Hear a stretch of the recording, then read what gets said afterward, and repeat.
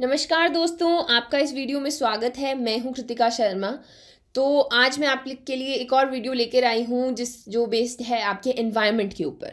सो जिन लोगों का एग्ज़ाम आ रहा है ना, जैसे आपका HPAS है या एग्जीक्यूटिव ऑफिसर का है, फिर UPSC भी आगे रहेगा।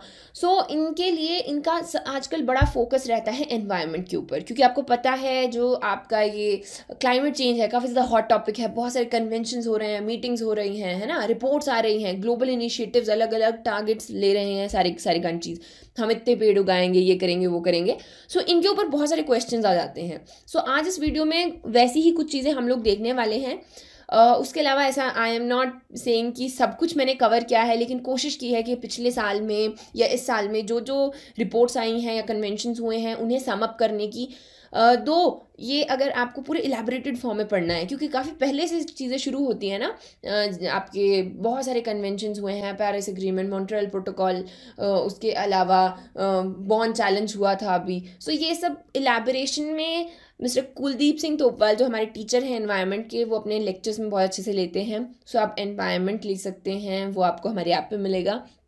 लेकिन ये थोड़ा सा आपको एक आइडिया देने के लिए है कि क्या क्या अभी वाले एग्ज़ाम में आने वाला है, राइट। अगर आप PDF डाउनलोड करना चाहते हैं तो वो आप टेलीग्राम चैनल से कर सकते हैं, जिसका लिंक डिस्क्रिप्शन बॉक्स में आपको मिल जाएगा। उसके अलावा घर बैठे तैयारी कर रही हैं तो हमारी ऐप को डाउनलोड कर सकते हैं फ्रॉम द प्ले स्टोर। बहुत सारे कोर्सेज अवेलेबल हैं, स्पेशली जो लोग HS की तैयारी कर रहे हैं, अभी उनका एग्ज़ाम है 1-2 दिनों में। तो आपके मेंस के लिए आपके पास टाइम नहीं रहेगा, नवंबर में आ जाएगा, फिर टाइम है नहीं। उसी के लिए आप लोगों के लिए अच्छे अच्छे पैकेजेस हमने बनाए हैं। This is at the very minimal price, you can go and check it out. तो चलिए शुरू करते हैं।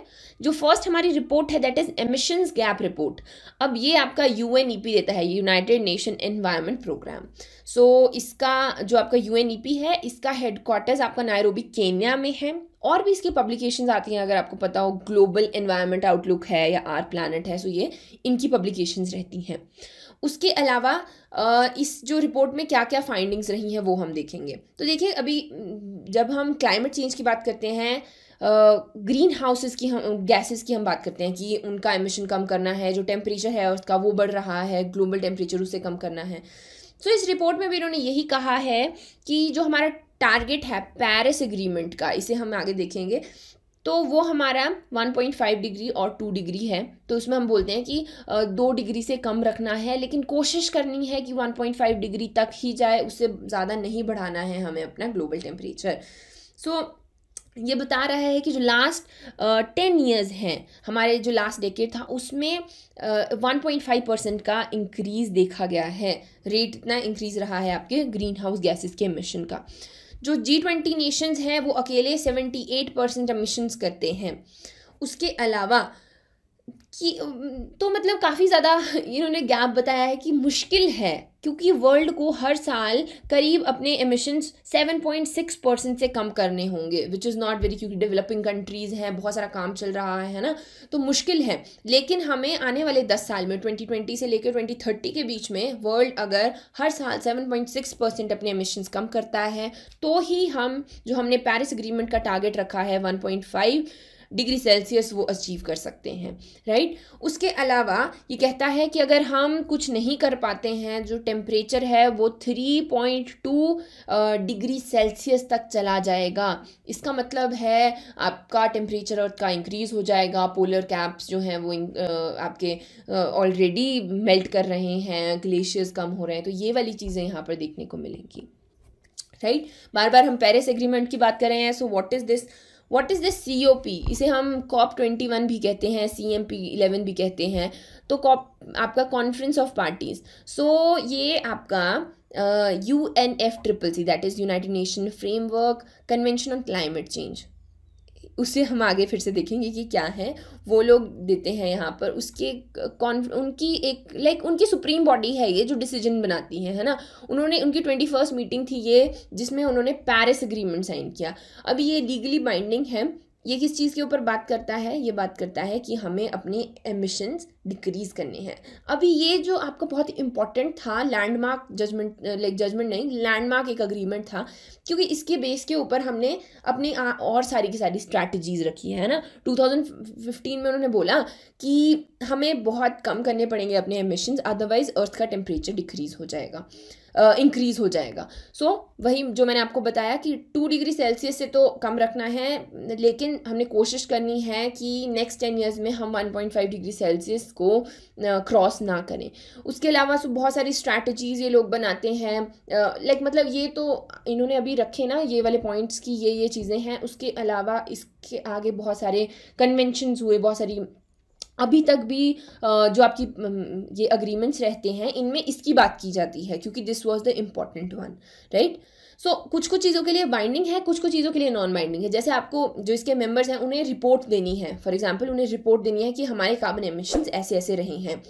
सो वो बाइंडिंग है, वो उन्हें देने पड़ेंगे। वेयर एज नॉन बाइंडिंग क्या है कि हर कंट्री ने अपना अपना टारगेट रखा हुआ है कि हम इतना एमिशन कम करेंगे बाय दिस ईयर। सो वो नॉन बाइंडिंग है, वो उन्होंने कंट्रीज़ के ऊपर छोड़ के रखा है। सो नॉन बाइंडिंग समझ रहे हैं ना। नॉन बाइंडिंग का मतलब है कि वो it can not B enforced bye the law, कि आपने कहा और मतलब लॉ का वहाँ पे कोई रोल नहीं रहेगा, राइट। Next is IPCC।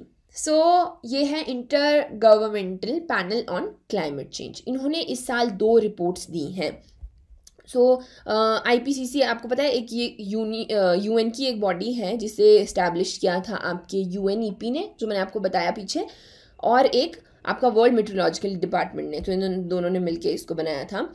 उसके अलावा इसने जो इस बार 2 रिपोर्ट्स दी हैं वो हैं special report on ocean and cryosphere in the changing climate और special report on climate change and land. So ये फर्स्ट टाइम हुआ है कि इतनी डिफरेंट टाइप की, लाइक लैंड, जैसे अब ये लैंड वाला है तो ये फर्स्ट टाइम ऐसा हुआ है कि इन्होंने रिपोर्ट दी है सोलली जो लैंड के ऊपर है।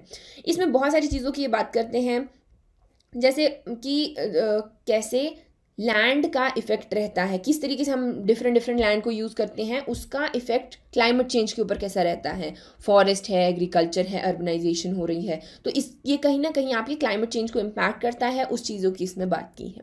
जैसे इनके फोकस एरिया आपके हैं नेगेटिव एमिशंस हैं या फूड सिक्योरिटी है, ये कैसे लैंड और वाइल्ड लाइफ को अफेक्ट करेंगे। सो इनके ऊपर इसने बात की है। नेक्स्ट इज आपका special report on ocean and cryosphere in changing climate. अब क्रायोस्फेयर क्या होता है?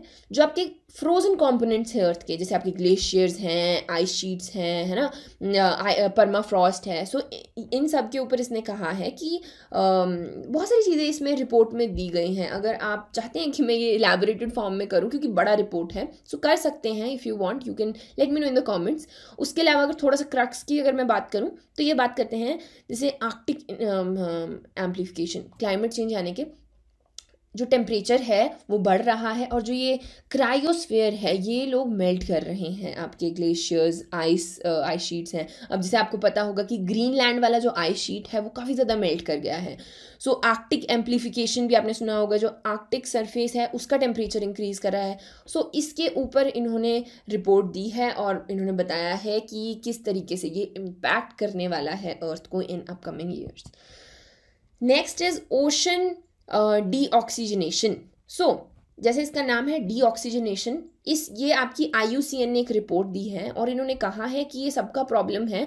इसका मतलब ये है कि जो ओशंस हैं आपके, उनमें ऑक्सीजन कम हो रही है। अब जब ऑक्सीजन कम होगी उससे क्या होगा, आपके जो मरीन लाइफ है, फिशेस की स्पीशीज़ हैं, उनके ऊपर बहुत इम्पैक्ट देखने को मिलेगा। ओशन का जो टेम्परेचर है वो इंक्रीज़ हो जाएगा, उसका एक जो pH वैल्यू है एसिडिक रहता है, वो लाइक एसिड ज़्यादा हो जाएगा। सो ये सब चीज़ों की हमने इसमें बात की है। उसके अलावा ये कहाँ पर दिया गया, ये 25th सेशन था आपका COP25 टू द UNFCCC, ये वहाँ पर दिया गया है, right. Moving forward, next is आपका climate change performance index of 2020। So ये देता है आपका, इसे पब्लिश किया जाता है बाय जर्मन वॉच। ये एक थिंक टैंक है, एनवायरमेंटल थिंक टैंक है। नेक्स्ट इज आपका climate action network international and the new climate institute. तो इन्होंने तीनों ने मिलकर ये आपका ये इंडेक्स निकालते हैं। तो 4 क्राइटेरियाज रखे हैं, 4 कैटेगरीज रखी हैं, green emission, renewable energy, energy use and climate policy. So इनके ऊपर रैंकिंग दी जाती है। अब इंडिया की रैंकिंग की अगर हम बात करें तो एनर्जी यूज़ में अच्छा परफॉर्म किया है हमने, 9th हमारा रैंक है which is better from the last years.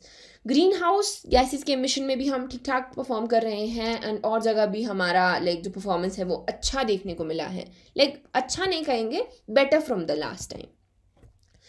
Emissions 57, इसमें टोटल कंट्रीज ना आपके इस इंडेक्स में 57 है, उसमें से 31 कंट्रीज़ ने अपना एमिशन डिक्रीज़ किया है। जो एक बड़ा इंटरेस्टिंग फैक्ट है इसमें, इन्होंने टॉप 3 परफॉर्मेंस जो रखे थे उन्हें खाली रखा है रैंक्स को, वो इसलिए क्योंकि ये मानते हैं कि कोई भी अभी समर्थ नहीं है उन 3 जगहों के लिए, उन 3 रैंक्स के लिए, इतना अच्छा कोई परफॉर्म नहीं कर रहा है। सो स्वीडन आपका 4th पे आ जाता है एंड डेनमार्क पे 5th पर है, ठीक है। G20 कंट्रीज़ की अगर हम बात करें तो उनमें से यूके, इंडिया ठीक ठीक कर रहे हैं, उसके अलावा और लोग काफ़ी ज़्यादा बुरा परफॉर्म कर रहे हैं इसमें। यूएस पहली बार वर्स्ट परफॉर्मिंग कंट्रीज़ में यहाँ पर आया है। हम देख सकते हैं कि ये आपके किस किस बेसिस पे आपके जो आपके ग्रीन हाउस गैसेस का एमिशन है, रिन्यूएबल एनर्जी यूज़, उनके ऊपर इसे रैंक किया जा रहा है। Moving forward, next is environmental migration. Migration से आप समझ ही रहे हैं कि क्या यहाँ पर कहने की बात कर रही हूँ मैं। उसके अलावा आपने कुछ टर्म सुनी होंगी, एनवायरमेंटल रिफ्यूजी, ये सारी चीज़ें। तो इसमें हम बात करते हैं कि लोग माइग्रेट करते हैं from one place to another, displace करते हैं। वो एनवायरनमेंट की वजह से कितने लोग डिस्प्लेस कर रहे हैं। अभी ये एक global report on internal displacement भी आई थी, जिसमें बताया गया था कि 28 मिलियन लोगों ने कंट्री के अंदर डिस्प्लेस किया है, मूव किए हैं। इसमें अगर हम देखें तो 61% डिज़ास्टर की वजह से मूव करते हैं, विच इज़ एनवायरमेंटल, ठीक है। उसके अलावा 39% कॉन्फ्लिक्ट और वायलेंस, जैसे कि आपके वॉर जोन्स हो गए या कोई जैसे म्यांमार में प्रॉब्लम था, है ना, तो इस तरीके की वजह से जो लोग मूव करते हैं, 39%। इंडिया की अगर हम बात करें तो स्पेशली क्लाइमेट चेंज की वजह से एस्टिमेट किया गया कि 2.7 मिलियन इंडियंस माइग्रेट किए हैं, डिस्प्लेस किए हैं। अब it can be from one country to another, या फिर it can be in the country, right. बहुत सारे, जैसे आपके केरला में फ्लड्स आए थे, अभी आसाम में फ्लड्स आ रहे हैं, या बहुत इस तरीके की चीज़ों की वजह से लोग यहाँ पर डिस्प्लेस हो रहे हैं। 2 इंपॉर्टेंट चीज़ें जो यहाँ पर मैं मेंशन करना चाहूँगी, one is New York declaration for refugees and migrants. इसमें कहा गया है कि ह्यूमन राइट्स को, कोई भी रिफ्यूजी या माइग्रेंट किसी भी कंट्री में जाता है, रिगार्डलेस ऑफ द स्टेटस, उसके ह्यूमन राइट्स को प्रोटेक्ट करना है, वो उसके राइट्स हैं। उसके अलावा एक और जो है, that is the global impact on safe, orderly and regular migration 2018। ये इंपॉर्टेंट क्यों है? इसमें हमने फर्स्ट टाइम आपके क्लाइमेट रिफ्यूजीज वर्ड यूज़ किया था। तो एनवायरमेंटल रिफ्यूजीज क्या होते हैं? जो लोग एनवायरमेंट की वजह से क्रॉस बॉर्डर्स माइग्रेट करते हैं। आपके जनवरी 2020 में भी एक जो United nation human rights committee है, उन्होंने कहा था कि कोई भी जो आपका माइग्रेंट है, रिफ्यूजी किसी भी कंट्री में आता है बिकॉज ऑफ क्लाइमेट क्राइसिस, आप उसे बाहर नहीं निकाल सकते, आप उसे नहीं कह सकते कि आप अपनी रिस्पेक्टिव कंट्री को वापस चले जाइए। तो वो उनका यहाँ पे कहना है कि उसका राइट टू लाइफ है और वो वहाँ पर रहेगा, आपको उसे बेसिकली शरण जो है वहाँ पर देनी पड़ेगी। ये आपका जनवरी 2020 में आया है। COP25 की अगर हम बात करें, जैसा मैंने आपको बताया कि UNFCCC यहाँ पर उनके अंडर ये कॉन्फ्रेंस ऑफ पार्टीज़ की कन्वेंशन मीटिंग्स होती हैं। तो ये आपकी अभी 2019 में मैड्रिड में हुई, चिले में या चाइल जो भी आप इसे कहते हैं, वहाँ पर कंक्लूड किया गया इसे। इसकी अगर हम सिग्निफिकेंस की बात करें तो इन्होंने कहा कि अब क्लाइमेटिक क्राइसिस नहीं रह गया है, ये एक इमरजेंसी बन गई है। तो बहुत सारी इन्होंने एक रूल बुक दी, पेरिस एग्रीमेंट, मैंने बताया था ना आपको, वो लैंडमार्क है, उसके बेस के ऊपर आगे सब कुछ किया जा रहा है। तो रूल बुक यहाँ पर उन्होंने दी। उसके अलावा इन्होंने कहा कि जो ग्लोबल टेम्परेचर है वो 1.5 डिग्री से अगर इंक्रीज़ नहीं चाहते हैं आप करना, तो बहुत काम करना ज़रूरी है। कार्बन न्यूट्रलिटी के ऊपर काम करना है, ग्रीन हाउस गैसेस को तो ऑब्वियसली कम करना ही है बाय 2030। एक और चीज़ जो यहाँ पर इम्पॉर्टेंट है, दैट इज़ जो आपकी कंट्री है चिले, वहाँ पर कोस्ट लाइन 4000 माइल्स लंबी है। इसी की वजह से इस इवेंट को ब्लू कॉप भी कहा जा रहा है। क्वेश्चन आ सकता है, ब्लू कॉप भी से कहा जा रहा है। उसके अलावा ओशंस के ऊपर बेसिकली इन्होंने यहाँ पर फोकस करने की कोशिश की है। तो इतनी देर से हम UNFCCC कह रहे हैं, इसे हम देख लेते हैं। ये एक ऑर्गेनाइजेशन है यूनाइटेड नेशन के अंडर, और 1992 में इसे साइन किया गया था USA में, न्यूयॉर्क सिटी में। 197 कंट्रीज इसकी इसमें जो आपकी पार्टनर्स हैं। उसके अलावा बाइंडिंग लिमिटेशंस देता है, कुछ कुछ आपकी ग्रीन हाउस गैसेस के ऊपर कुछ तरीके के प्रोटोकॉल्स दिए जाते हैं, फिर उसके ऊपर ये आगे लाइक स्ट्रैटेजी बनाते हैं, उसके बेस के ऊपर बनाएंगे ये स्ट्रैटेजी कि हाँ ग्रीन हाउस को हमें कैसे कैसे कम करना है, ठीक है। उसके अलावा लीगली नॉन बाइंडिंग है। लीगली नॉन बाइंडिंग का मतलब आपका can not be enforced by the law. So वही है जो जिसमें अगर आपको लिखा है ना कहीं पे बाइंडिंग है, तो बाइंडिंग मतलब कि आपको कम करने हैं। इसका मतलब ये नहीं है अब UNFCCC ने कुछ इतना लीगली बाइंडिंग टारगेट नहीं दिया है कि इतना % कम करना ही है। इसलिए कम करना है, इसके ऊपर काम करना है, ठीक है। फिर हम बात करते हैं कॉन्फ्रेंस ऑफ पार्टीज़ की। मैंने आपको बताया ये UNFCCC की सुप्रीम डिसीजन मेकिंग बॉडी है। तो बेसिकली हर कंट्री के लोग जो हैं, लोग इन द सेंस उनके जो भी आगे रिप्रेजेंटेटिव है वो आते हैं, मीटिंग करते हैं, वहाँ पर कन्वेंशन में बातें करते हैं कि क्या कैसे करना है, हमें आगे लीगल इंस्ट्रूमेंट्स निकालते हैं, कुछ कुछ टारगेट सेट करते हैं और उसके ऊपर बाद में जाके काम करते हैं। फिर देखते हैं कि हाँ उसके ऊपर काम हुआ कि नहीं हुआ, कहाँ कमियाँ थी। सो that is the like main motive of conference of parties, ठीक है। फर्स्ट आपकी बर्लिन में हुई थी, उसके बाद एनुअली इसे किया जाता है। तो फर्स्ट को द बर्लिन मैंडेट, अब इनमें से इंपॉर्टेंट होंगे, आपको याद भी होंगे, क्योटो प्रोटोकॉल है, न्यू दिल्ली में हुआ COP8, ठीक है। Montreal protocol is important, Copenhagen Delhi, फिर आपका दोहा डिक्लेरेशन, पेरिस है ना, बॉन डिक्लेरेशन भी, बॉन कन्वेंशन भी रहा। सो ये सब चीज़ें आपकी हैं। उसके अलावा ये आपका 2019 में COP25 हुआ मैड्रिड स्पेन में। So that is important. Next is our United Nation convention to combat desertification. जैसा इसका नाम है, कॉम्बैट डिजर्टिफिकेशन। डिजर्टिफिकेशन यानी कि लाइक सूखा पड़ जाएगा, डेजर्ट बन जाएगा या ड्रॉट्स आ जाएंगे, है ना। सो उन चीज़ों के ऊपर हम बात करते हैं। 1994 में इसे हमने अडॉप्ट किया था और फोर्स में आया था 1996 में। लीगली बाइंडिंग है। तो ये डेजर्टिफिकेशन, जैसा कि क्लाइमेट चेंज है कि टेम्परेचर इंक्रीज़ कर रहा है, डेजर्टिफिकेशन होगा। सो इसे हमें कैसे कॉम्बैट करना है, कैसे हमने इसके लिए तैयार रहना है, अगर होता है इसको कम भी करना है और इसके लिए तैयार भी रहना है। इसके लिए यहाँ पर नेशनल एक्शन प्लान्स यहाँ पर UNCCC बनाता है। सो लॉन्ग टर्म स्ट्रैटेजीज होती हैं कि कैसे कैसे ये सब होगा। उसके अलावा 196 पार्टनर्स हैं, कंट्रीज जो हैं इसमें पार्ट ले रही हैं। एंड अभी ये 2019 सितंबर में आपका COP14 इसका दिल्ली में हुआ था। सो उसे हम द दिल्ली डिक्लेरेशन कहते हैं। उसका थीम था restore land and sustain future.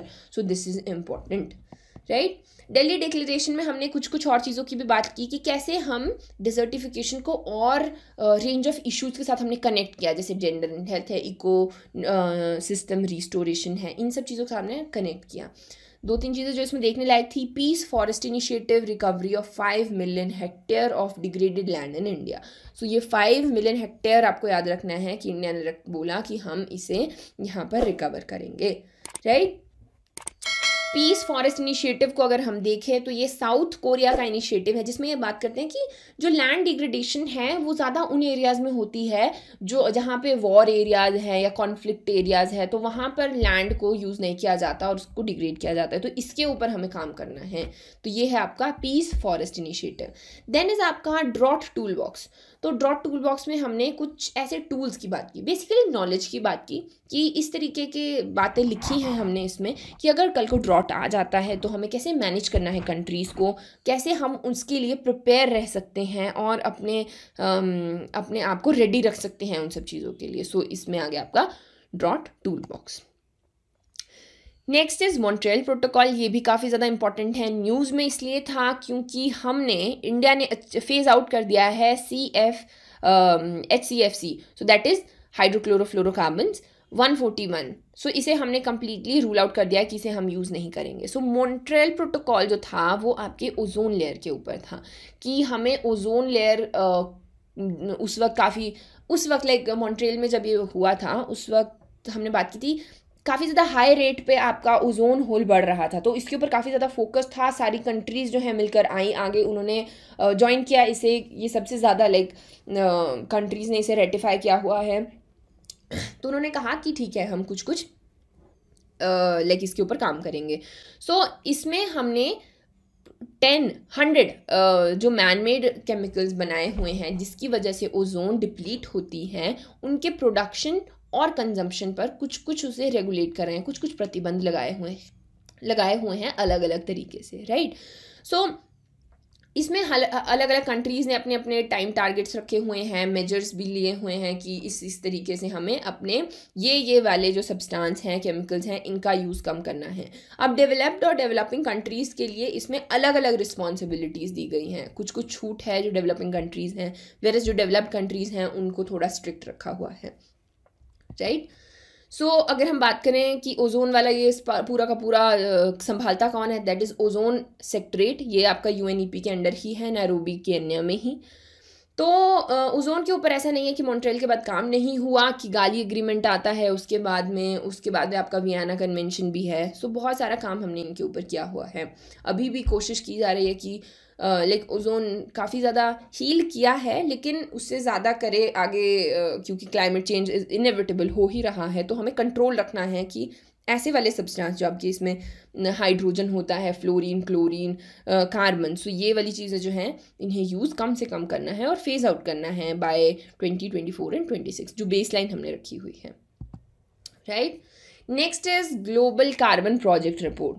तो ये एक रिपोर्ट है जो 2 लोग मिलकर देते हैं, future earth and world climate research programme. So ये जो फ्यूचर अर्थ है 2001 में हमने इसे इस्टेब्लिश किया था।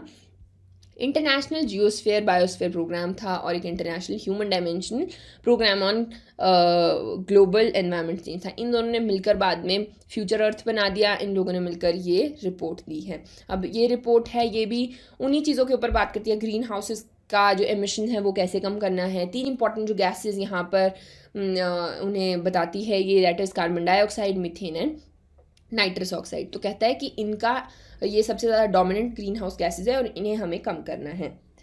CO2 का emission according to global carbon atlas 2019, इसमें सबसे ज़्यादा चाइना का रहा है, देन इज़ US, UE, आपका European Union, and then is India, Russia and Japan. So ये आपका सबसे ज़्यादा एमिशन आपका चाइना से है।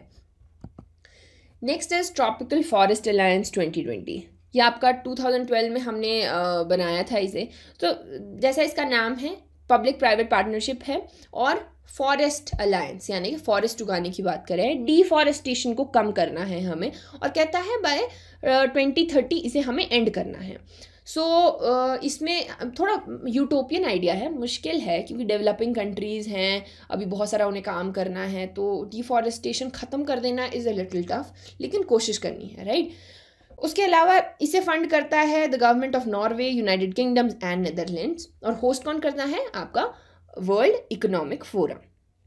सो इसमें बहुत ऐसा नहीं है कि ये सिर्फ बात करता है कि पेड़ ही नहीं काटने, कुछ और फैक्टर्स के ऊपर भी बात करता है, बीफ नहीं खाना है या आपके पाम ऑयल प्रोडक्शन है, मतलब लाइक पूरा सप्लाई चेन पे जाके ये बात करता है कि ऐसे ऐसे करके हम डिफॉरेस्टेशन को कम कर सकते हैं। सो ये सब चीज़ें हमने डिफाइन की है the commodities and forest agenda 2020 में, right. Next is these are like छोटे छोटे ग्लोबल इनिशिएटिव्स, इनके ऊपर ना क्वेश्चन आ जाते हैं कभी कभी छोटे छोटे, तो इसीलिए मैं इनको कवर कर रही हूँ। जैसे ये है C40 वर्ल्ड मेयर समिट, तो ये आपका कोपेनहेगन डेनमार्क में हुआ है। ये भी आपका अगेन बात करता है कि क्लाइमेट चेंज के ऊपर हमें कैसे इफेक्टिवली काम करना है, सब लोगों ने मिलके आना है।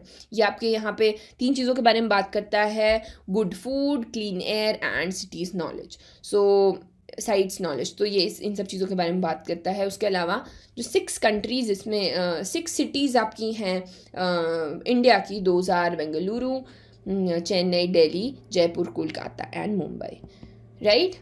नेक्स्ट इज ग्रीन डील अब किसने लॉन्च किया है, तो ये आपका यूरोपियन यूनियन ने लॉन्च किया है। 2 चीज़ों की इसमें बात करता है, मेजर डिसीजंस आपके हैं, अचीव क्लाइमेट न्यूट्रलिटी बाय 2050। अभी क्लाइमेट न्यूट्रलिटी क्या होता है कि जो हमारे एमिशन है ग्रीन हाउसेस गैसेस के, उन्हें हमें बैलेंस करना है, नेट ज़ीरो करना है। नेट ज़ीरो कैसे करना है कि जितना आपने प्रोड्यूस किया, एमिट किया ग्रीन हाउस गैस, उतना ही एब्जॉर्ब भी कर दिया, उतने पेड़ थे आपके पास, तो फिर वो बैलेंस हो जाएगा, नेट ज़ीरो हो जाएगा।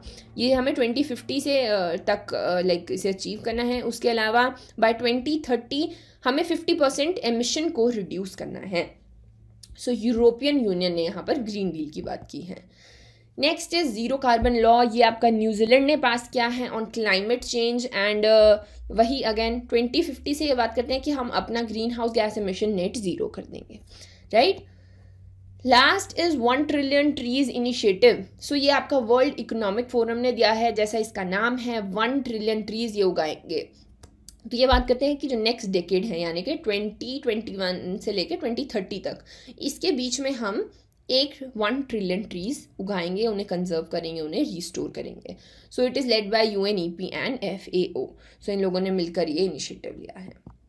So guys that is it for today. I hope आपको ये वीडियो पसंद आया होगा और आप लोगों के लिए हेल्पफुल रहा होगा।